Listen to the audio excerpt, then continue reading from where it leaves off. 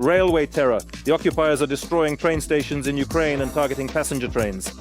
The Dobropillia hare without ears, a counterattack by the armed forces of Ukraine in this sector, has split the enemy's forces, and Dnipropetrovsk region, now a frontline area, is evacuating as the front moves deeper into the region. Greetings, this is the Paratinica program Editor's Choice on Specor. We analyze information from open sources and use deep state maps. Today in our studio we have Dmytro Zhmaylo, Executive Director of the Ukrainian Center for Security and Cooperation. Welcome. Thank you. Terror on the railways.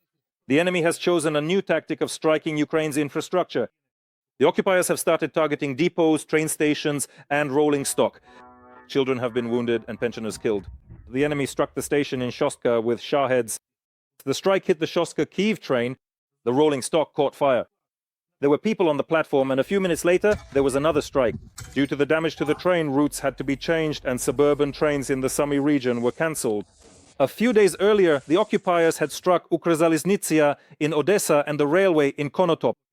And Nizhinshchina also came under attack. Near the railway section of Nosivka station, Nizhin, an enemy drone struck.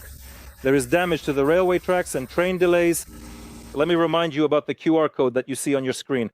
You can help the armed forces by joining their ranks and by scanning the QR code. This is a separate presidential brigade named after Hetman Bohdan Khmelnytsky. The brigade is defending Ukraine in the east, protecting Kyiv region and the skies over the capital. It is their fighters who shoot down Shaheds and missiles during air attacks. You can join the presidential brigade to serve among worthy people and fight the enemy in the position that suits you best. The brigade has a number of combat and non-combat vacancies. Recruiters will consult you and provide all the information about service and vacancies. The QR code is on your screen. And returning to the strikes on infrastructure, particularly on the railways, Dmytro, please tell us, why have our railways become a priority target for the enemy now? Because it is mainly through the railways that we receive Western aid, and even official delegations usually arrive this way. And after the de facto unblocking by our European partners after the launch of the Pearl program, in other words, the supply of weapons to us has resumed.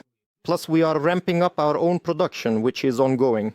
Currently, that's 40%, and by the end of the year, the ambitious goal is 50%. The railway is the main logistical infrastructure for delivering these weapons. The Russians are afraid of this. They are not at all confident that they will overpower us during the autumn-winter counteroffensive.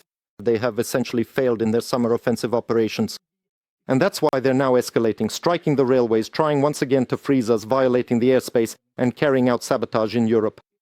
This is precisely because of their uncertainty. Plus, they are essentially resuming mobilization again, although for now it is being done covertly. But already Russian citizens are receiving draft notices, supposedly to update their personal information. And they've switched to a year-round mode of their so-called conscription. Plus, they have nothing new, they're stealing ideas from us. Our strikes on the railway are aimed at disrupting their logistics, while their strikes are intended to cause civilian casualties. Thank you. The ears are cut, but the hare is not killed. That's what the current battle map looks like in the Dobropillia direction. Despite officials' bold statements, the situation is difficult and still far from the enemy's complete encirclement. The Dobropillia salient has been cut, but unfortunately, it has not been eliminated. The enemy is putting up fierce resistance, even though they are partially isolated but not surrounded. If you look at the map displayed on your screen, you can see that combat units from two combined arms armies, the 51st and the 8th, reinforced by elements of the marine infantry, are trying to continue pushing westward from Novotoretsk and Razin.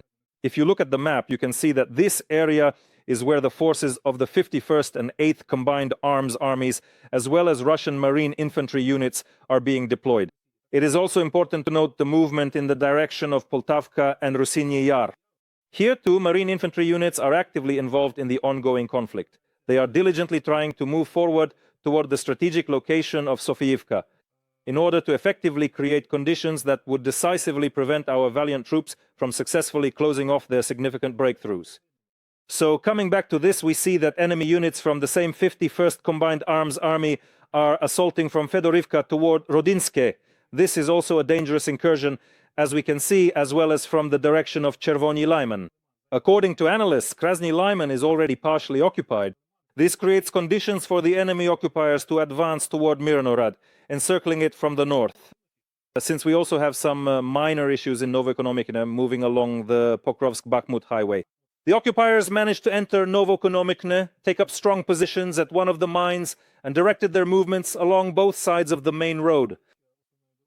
They are advancing toward Myrnorod, according to analysts. That is, we should now expect an intensification of offensive actions toward Myrnorod, both from the north and from the east along the Pokrovsk-Bakhmut road. Further south, our forces managed to push the enemy back from the Rubizhne and Dorozhne line. If you look at the map, this is the line, right here, where we actually managed to push the occupiers back in these areas, creating the prerequisites for forming pockets. However, these pockets are not yet closed, and the situation remains difficult. The enemy is throwing in reserves, by the way, which they are accumulating in this area. The enemy is operating with forces from the 8th Combined Arms Army. They have reserves roughly in this area, and now they will deploy them toward Volodymyrivka and Sofiyivka to give their units a chance to escape from these semi-pockets. So, returning to these significant penetrations, it's certainly worth noting that the critical bottleneck near Kucherov Yar, specifically Kucherov Yar, noticeably narrows at this particular point. The enemy is currently attempting to launch sustained assaults and endeavors to provide their beleaguered troops with a crucial opportunity to advance somewhat, thereby preventing them from becoming completely encircled. A dire situation which could very soon materialize if our formidable units successfully manage to significantly reduce this contested area. Then the enemy in the Kucherov Yar area could find themselves in an unpleasant situation. However, the enemy still has forces, and we can see this, for example, from the situation near Novoye Shakovo. Here, the enemy has deployed units from as many as 2 divisions to recapture Novoye Shakovo and Vilne, and to create conditions for themselves to break through and expand this section. That is, there were attempts by the enemy to move from Shakovo towards Novoye Shakovo, but all of them were repelled by our guys. The current situation for our brave soldiers is indeed quite difficult, because they have to conduct extensive combat operations in this particular salient. Here is the salient. We will clearly show it to you now on the map. So in this very challenging salient, they have to fight relentlessly, constantly repelling numerous enemy attacks. The enemy is trying to concentrate its forces and move in the direction of Sofiyivka. We have already talked about reserves. The occupiers are building them up with forces from the 8th Combined Arms Army. If you look further south on the detailed map that we currently have in front of us right now, the overall situation to the south is also quite challenging and indeed difficult. But according to our highly ranked and experienced officers and esteemed generals, it is, in their professional assessment, completely under control. The enemy is trying to use all its forces and reserves to reach the main highway, attacking from Kotlin and attempting to advance from Udakne along the Novopidhorodne-Mezhove directive. This is the direction of the enemy's movement. The situation in Pishchane is also somewhat difficult for our troops, as the enemy is trying to break through to the outskirts of Pokrovsk. They have had some success there, as the enemy managed to enter the outskirts and is also attacking in the northwestern outskirts of Pokrovsk. In particular, there is an advance toward the city cemetery and the Lazorna neighborhood. All of this is happening in this direction. In fact, in the suburbs of Pokrovsk, the enemy is trying to concentrate against the armed forces of Ukraine. All enemy assaults are being repelled.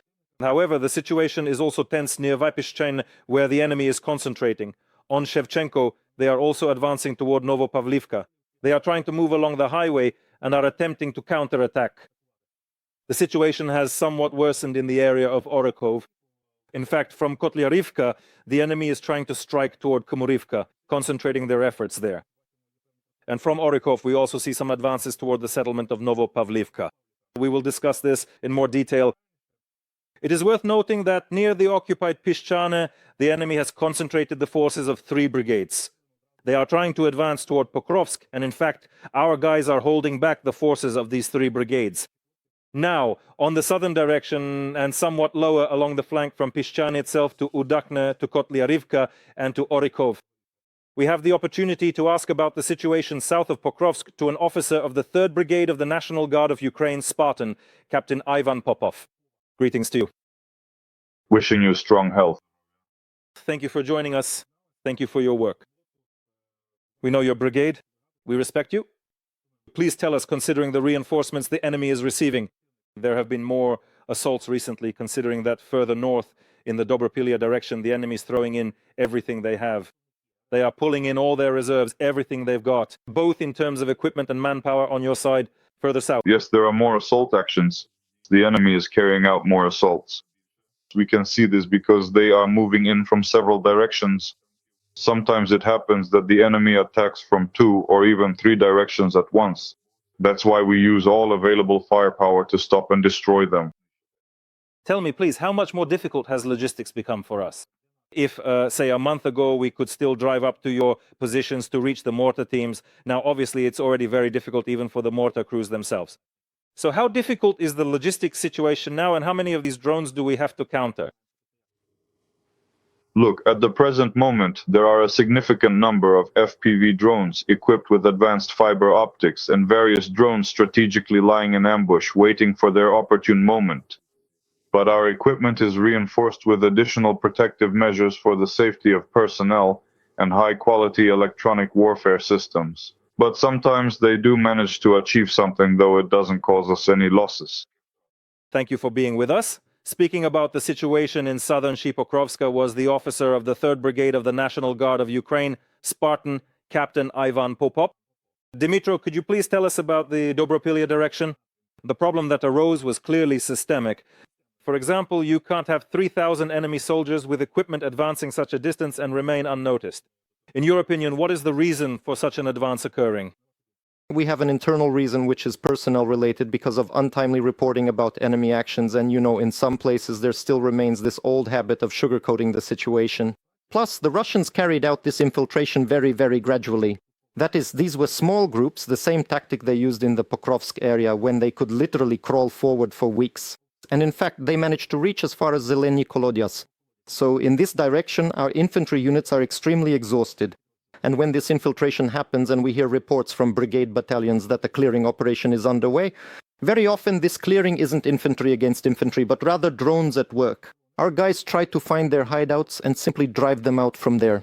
But this was truly a risky venture. Very often they used motorcycles and without proper support broke far ahead. According to what the General Staff has already reported, that's 3,500 casualties, up to 2,000 killed, and about 1,000 pieces of Russian equipment destroyed. But the difficulty, the reason we still can't eliminate these salients, is that the supply for these units is mostly carried out by drones. Sometimes they use ground robotic systems, and they have one task: to hold out as long as possible in order to draw some of our forces onto themselves.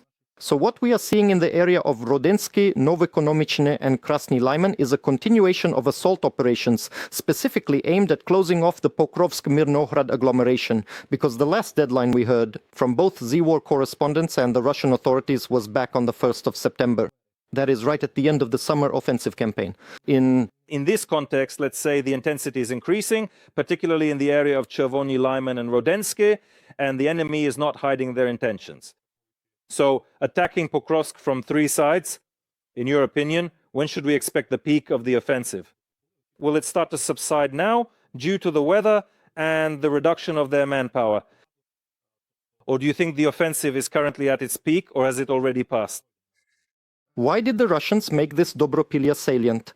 So, in fact, with the actions of 2 armies, particularly what you mentioned in the previous segment, they wanted to create a large wedge and thus try to press from both sides on our Kramatorsk-Kostiantynivka highway in order to, well, since they have problems in the Kostiantynivka area, cut it higher up and take control of the logistics. But because of these encirclements, they were forced to switch to other directions.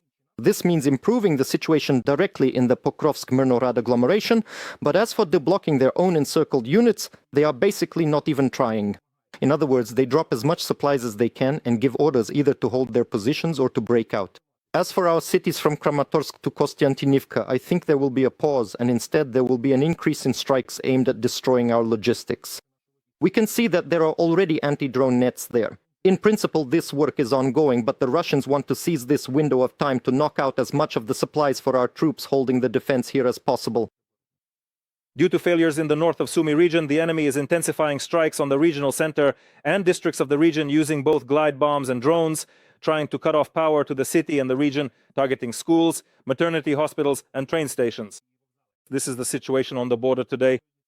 If you look at the map, in the northeast, our forces have managed, so to speak, to push back the enemy in the area of Kindrativka. We can see that this specifically concerns the Zolotarivka Nature Reserve. Our fighters managed to push the enemy back. However, the enemy, having deployed reserves, managed to advance in Oleksivka, directing their attack towards Pisarivka. This direction, occupied by the enemy in Oleksivka, is putting pressure on our front, meaning they are pressing both on Andriivka and making a frontal assault on Myla and Kochakivka. If you look at the map, it would look something like this. Also, let's consider, right now the enemy has indeed occupied the village of Volodymyrivka. And if you carefully look at the detailed map, the enemy is clearly trying to move along the main road towards the settlement of Novomykolaivka, specifically over here, and is also actively trying to advance towards the small village of Vorochin. Right now, its current position is located precisely here. Vorochin is currently situated within the contested gray zone. By the way, our courageous guys here have successfully managed, through a series of determined counterattacks, to effectively push the enemy forces back, thoroughly repelling them both to the west and also skillfully fending off the enemy who is persistently trying to assault from Yablonivka from the northeast. However, the enemy managed to advance somewhat through several tree lines, expand the gray zone, and move forward by a few meters, reaching the road that connects these two settlements, Vorochin and Nova Mykolaivka. In fact, the enemy managed to partially bypass and, let's say, slightly press one of the logistical roads that leads to Vorochin. If you carefully look at the detailed map, after successfully capturing the strategic location of Yunakivka, the enemy forces are now steadily moving along both sides of the main road, actively advancing toward the significant settlements of Novosych and Marina. So the situation is quite difficult, but according to the general staff, it is under control. West of Yunakivka, the so-called gray zone has shifted somewhat towards Sadki. That is, it's approximately in this area. In other words, the enemy is operating in the Sumy region. Despite the fact that we managed to carry out a series of successful counterattacks, the enemy is not reducing the intensity. Moreover, they are now bringing in reserves from another section of the front to stabilize this area. However, we can ask our correspondent Oksana Motorna about what is happening in northern Sumy. She is with us live. Sasha, hello. What is happening now in the Sumy region near the line of demarcation? What did you see? What can you tell us? The war in the border areas of Sumy region has not slowed down or stopped in any way. It continues and continues with very high intensity. The only difference perhaps compared to other sections of the front is that here in the border area of Sumy, the Russians do not use heavy armored vehicles at all. In fact, they rarely use any kind of equipment here at all. Just yesterday, the commander of a strike UAV company from one of the remote assault units told us that about 4 days ago, they spotted the only MTLB they've seen in a very long time. But even that was 7 or 8 kilometers away from the line of contact. Of course, they tracked it down and destroyed it. And even the buggies or motorcycles that the Russians used very actively all summer and at the beginning of autumn on other sections of the front, there's nothing like that here. But the war continues at a very high intensity, and it's an entirely infantry war with close quarters combat and engagements at very short distances. Compared to how it was at the beginning when we first arrived here, the intensity has dropped by about 30%, but that's because they've lost their potential for active offensive operations. Their main task and goal now is to hold on to what they have, because we have moved from a purely static defense to conducting our own strike and search operations, carrying out assault actions. We're not just sitting in place, we have a mobile defense. We often get behind enemy lines with our mobile assault groups and reconnaissance and sabotage units. The Muscovites really did, the Seva military group really did redeploy their main strike forces, which had been operating here at the beginning of the year in the spring and summer, the so-called Marine Corps, the Muscovite Airborne Assault Unit. Most of them really aren't here now. The enemy has redeployed them to Donetsk region and to other sections of the front. If we talk about how many enemy troops were eliminated by our brigade's SMS, it's essentially the equivalent of 2 motorized rifle regiments of destroyed infantry. That is, this is only what has been confirmed. If we talk about the wounded and possibly the dead, the number will be several times higher.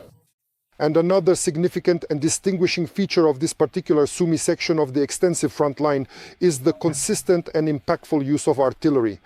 It is undeniably present and actively utilized here, but the enemy's artillery mostly operates from its own secure Russian territory, specifically along the immediate front line, where from time to time enemy mortars fire with varying intensity, but the primary and most crucial support is consistently provided by the highly effective drone component.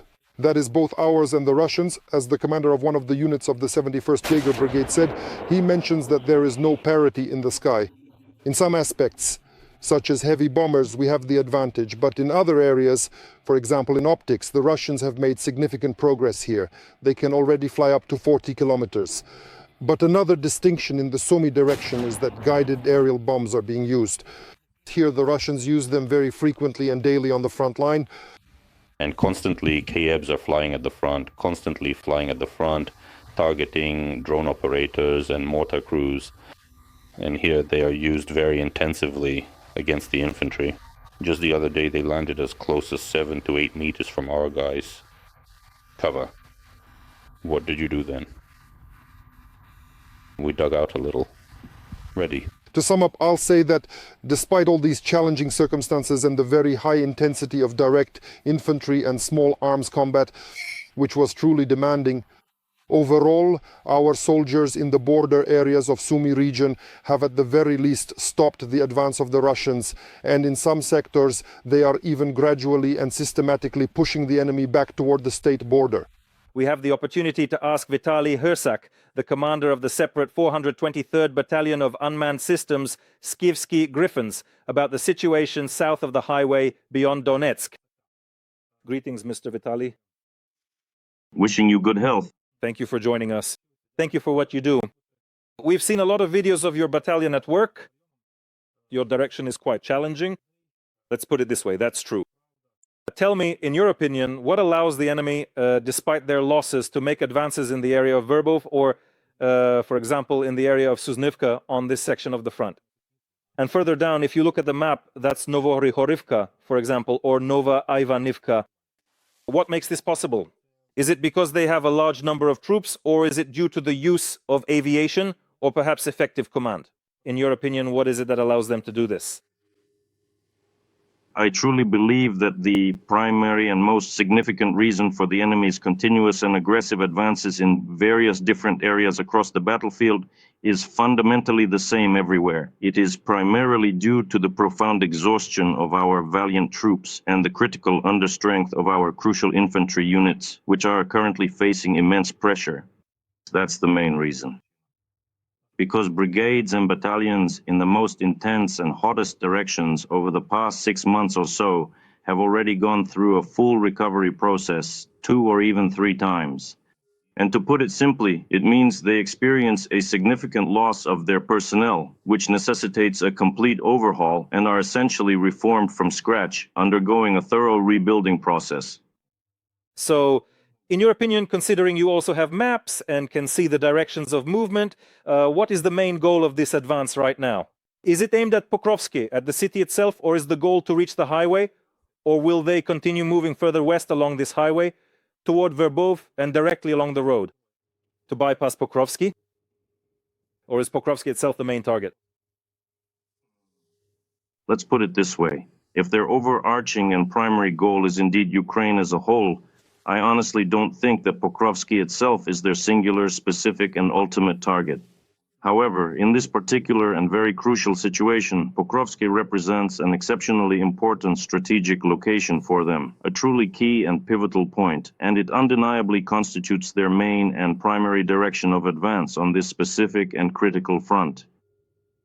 And the fundamental reason why they are truly trying so incredibly hard and rushing to significantly advance their positions is precisely because there is a very large and concentrated assembly of enemy forces.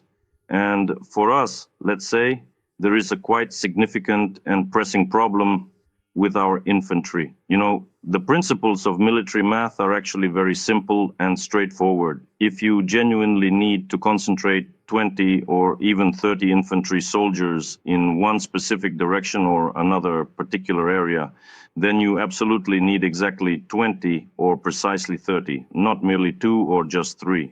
The opposing enemy, fortunately, does not currently have this particular problem. There really are a lot of them at the moment, especially in this direction.